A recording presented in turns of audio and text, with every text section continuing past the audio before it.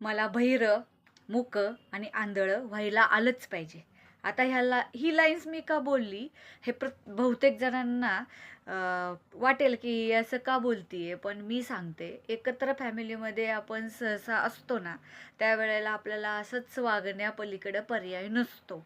कारण ज्या वेळेला आपण आपल्या आवडीनुसार गोष्टी आजूबाजूला कधीच घडत नाही. एकत्र फॅमिलीमध्ये बाईच्या आवडीसारख्या मनासारख्या गोष्टी आजूबाजूला अजिबात घडत नाही. हे अनुभवाचे बोल आहेत. प्रत्येक स्त्रीला माहिती असेल की तिच्या मनासारख्या गोष्टी आजूबाजूला घडतात का. जर त्या नसतील ना घडत, तर तिला नक्कीच आंधळं होता आलं पाहिजे. आणि तिला जर एखादी चुकीची गोष्ट घडताना दिसतीये, पण जर ती एवढी इम्पॉर्टंट नसेल, तर तिला तिथं मुकही होता आलंच पाहिजे.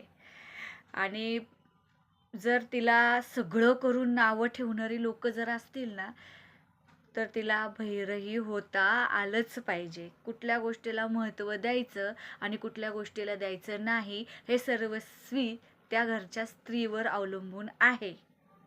पण तुम्हाला मी एकच सांगू इच्छिते की आंधळं व्हा, मुकं व्हा, बहिरं व्हा, जोपर्यंत तुम्हाला रेटतंय ना तोपर्यंत रेटत राहा. पण नेहमीच ही गोष्ट योग्य नाही.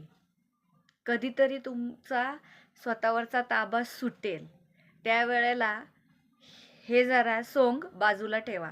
आंधळं, मुकं आणि बहिरं सोंग बाजूला ठेवा. आणि जी माणसं तुम्हाला त्रास देतात ना, त्या माणसांना ना खणखणीत त्यांना समजेल, उमजेल अशा भाषेमध्ये उत्तर द्यायला नेहमी सज्ज राहा. कारण आता आपल्याला त्याच्याशिवाय पर्याय नाही आणि हा त्रास जो आहे ना, तो ह्याशिवाय बंद होणार नाही. त्यामुळे आंधळं, बहिरं आणि मुकं, सोंग हे फक्त कुठवर? जोपर्यंत आपल्याला सहन होतं तिथवर.